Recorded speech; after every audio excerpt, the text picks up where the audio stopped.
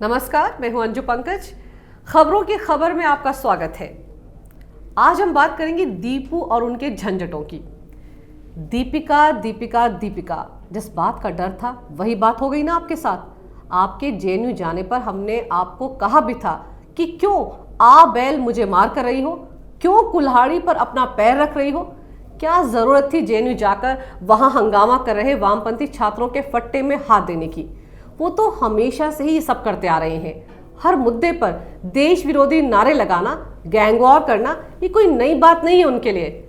वहां हंगामा फीस बढ़ोतरी को लेकर होता है और नारे आजादी के लग जाते हैं। ना यकीन आए तो देख लो जेएनयू का इतिहास खोलकर। वहां के वामपंथी पॉलिटिकल एक्टिविस्ट अक्सर विवादों में ही रहे हैं। इसी कैंपस में देश विरोधी नारे भी इन्हीं छात्रों ने 9 फरवरी 2016 को लगाए थे।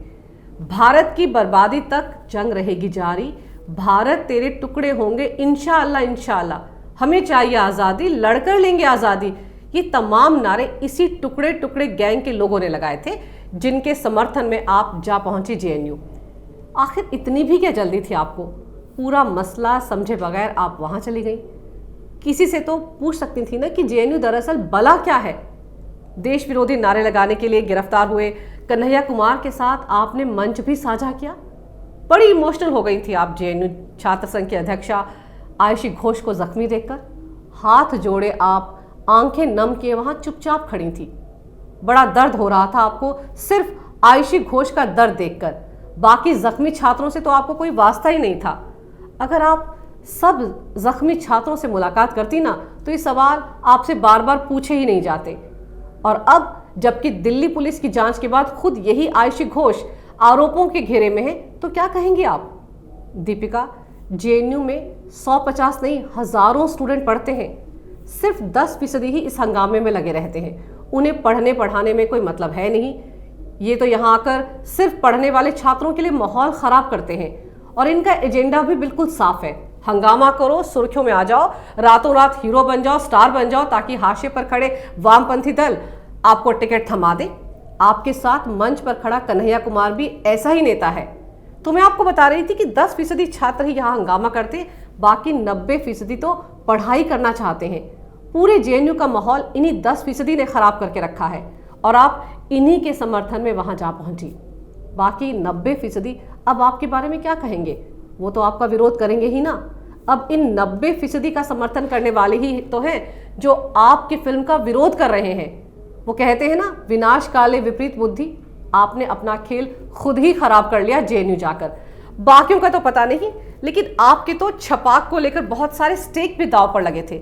आप इस फिल्म की प्रोड्यूसर भी तो हैं, कम से कम वो तो सोचना चाहिए था ना आपको।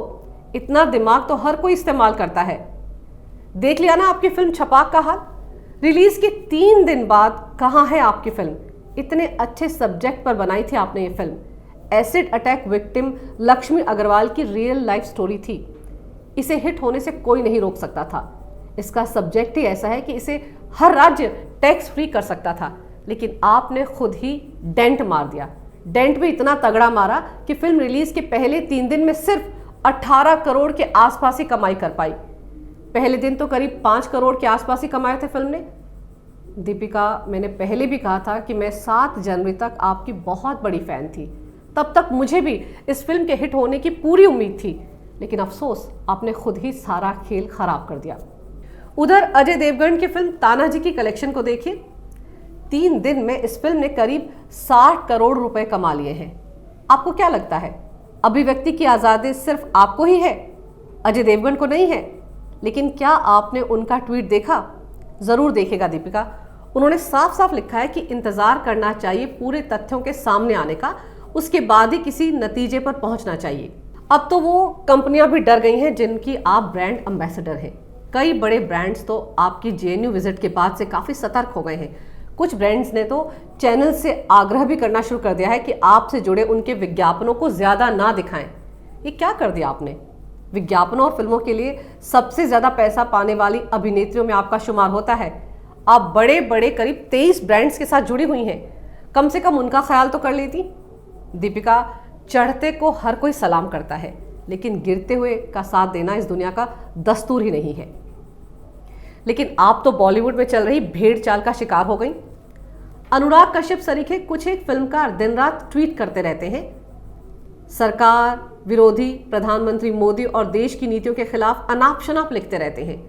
आपको क्या लगता है, क्या वो बिना किसी एजेंडे के सब कर रहे हैं? जी नहीं, ये सब ऊट पटांग हरकतें करने के पीछे उनका अपना एजेंडा है। सुना है अनुराग कश्यप की मसान फिल्म के लिए उत्तर प्रदेश की अखिलेश सरकार ने 2 करोड़ का अनुदान दिया था।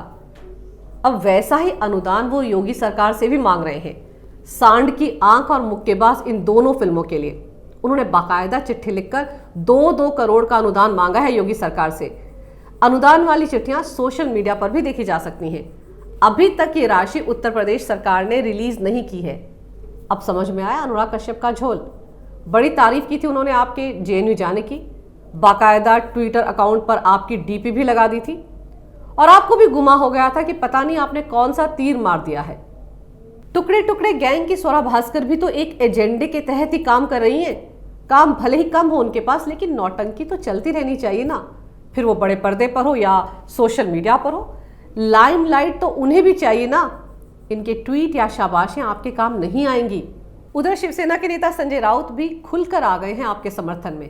कह रहे हैं कि तालिबानी तौर तरीके से देश चल ही नहीं सकता। आपका या आपकी फिल्म का बहिष्कार करना सही नहीं है। आपके पक्ष में उन्होंने बाकायदा शिवसेना के मुखपत्र सामना में एक लेख भी लिख डाला है।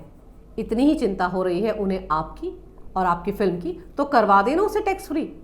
उद्धव ठाकरे से कर डालें आपकी सिफारिश। लेकिन संजय जी की उनकी पार्टी में इतनी सुनता ही कौन है? वो अपने भाई को भी मंत्री ना बनवा देते, वरना बेचारे संजय जी आजकल बिल्कुल हाशिए पर चले गए हैं पार्टी में। वो तो शायराना अंदाज में आजकल सिर्फ ट्वीट ही करते दिखते हैं, या कभी कभार शरद पवार या सुप्रिया सुले से मुलाकात करने के बाद भी ट्वीट कर देते हैं। कहने का मतलब ये है कि इन सब के चक्कर में मत पड़िए। हालांकि कांग्रेस शासित 3 राज्यों में तो आपकी फिल्म टैक्स फ्री हो ही गई थी। कायदे से कांग्रेस चाहती तो महाराष्ट्र में भी आपकी फिल्म को टैक्स फ्री करवा सकती थी। उनका हुक्म सुनते हैं उद्धव ठाकरे। अपनी कुर्सी बचाने के लिए आजकल वो कांग्रेस की किसी भी बात का बुरा ही नहीं मानते। सुना तो होगा आपने कि कांग्रेस सेवा दल ने वीर सावरकर कितने वीर नाम की किताब में कैसे सावरकर का अपमान किया है। लेकिन उद्धव ठाकरे तो क्या, शिवसेना ने भी इस मसले को 2-4 डायलॉग मारकर दरकिनार कर दिया। ताजुब होता है मुझे, पहले बात बात पर दहाड़ने वाली शिवसेना अब कांग्रेस के आगे भीगी बिल्ली बन चुकी है। ये मैं आपको इसलिए बता रही हूं कि कांग्रेस, एनसीपी और शिवसेना की मिलीजुली सरकार है आपके राज्य में। इतना तो कांग्रेस आपके लिए कर सकती है ना। आप तो राहुल फैन भी हैं दीपिका। मैंने इस वीडियो में पहले भी आपको कहा था कि बॉलीवुड स्टार अजय देवगन से आपको सीख लेनी चाहिए। थोड़ा सब्र तो रखती हैं आप। जूही चावला को भी देख लीजिए, आपकी सीनियर हैं। उन्होंने भी पूरी बात समझकर अपना रिएक्शन देने की सलाह दी है हर किसी को। हमने बात समझी नहीं, लोगों ने बात समझी नहीं, मगर एक रिएक्शन चाहिए आपको। क्यों? समझने दीजिए लोगों को कि ये जो भी बात है, NARC है, CAA है, जो भी है, ये है किस लिए, क्यों ये बात हो रही है, और फिर रिएक्ट तो करिए मत। ये भाग दौड़ में सारा टाइम रिएक्ट चाहिए। अरे क्यों चाहिए? वो कहते हैं ना, हाफ नॉलेज इज डेंजरस, नीम हकीम खतराए जान। तो पूरी बात जाने बिना किसी के मसले में घुस जाना किसी की भी सेहत को खराब कर सकता है। और आप तो ठहरी देश की जानी मानी अभिनेत्री। आपके साथ तो कितना कुछ स्टेक पर है। किस अखबार ने, किस मैगजीन ने, किस चैनल ने आपकी फिल्म को 5 स्टार दिए या 4 स्टार दिए, दीपिका, इससे कोई फर्क नहीं पड़ता। फर्क पड़ता है तो इस बात का कि जनता के दरबार में आपकी फिल्म को कितने स्टार मिले। आपके फैंस, फिल्म के दर्शकों ने इस फिल्म को कितने स्टार दिए, कितना कलेक्शन आया इस फिल्म से, कितनी तादाद में दर्शक सिनेमा घरों तक पहुंचे। ये बातें तय करती है फिल्म की कामयाबी को। पता है ना आपको कि नेता और अभिनेता दोनों की दुकान जनता के समर्थन पर ही चलती है। जनता किसके साथ है, कामयाबी उसी के साथ है। जनता का प्यार और समर्थन दोनों के लिए बेहद ज़रूरी है। वैसे कभी आपने सोचा कि आप जिस मकाम पर आज हैं वो किसकी बदौलत है? आप जनता की वजह से ही इस मकाम पर हैं दीपिका। वो जनता ही है जिसने आपके काम को पसंद किया, इसीलिए आपके पास बड़े बड़े ब्रांड के विज्ञापन हैं। ये ब्रांड भी जनता के बीच आपकी लोकप्रियता को भुनाने के लिए आपको अपना ब्रांड एम्बेसडर बनाते हैं। आपकी जेएनयू विजिट ने तो सारे समीकरण बिगाड़ दिए। दीपिका, ये जनता जनार्दन है, ये सब जानती है और सब समझती है। दीपिका, आप एक सेलिब्रिटी हैं तो सब इन लोगों की वजह से। देखिए इनको नाराज़ करके आप कहाँ पहुँच गई। वैसे आप दोबारा जेएनयू कब जा रही हैं?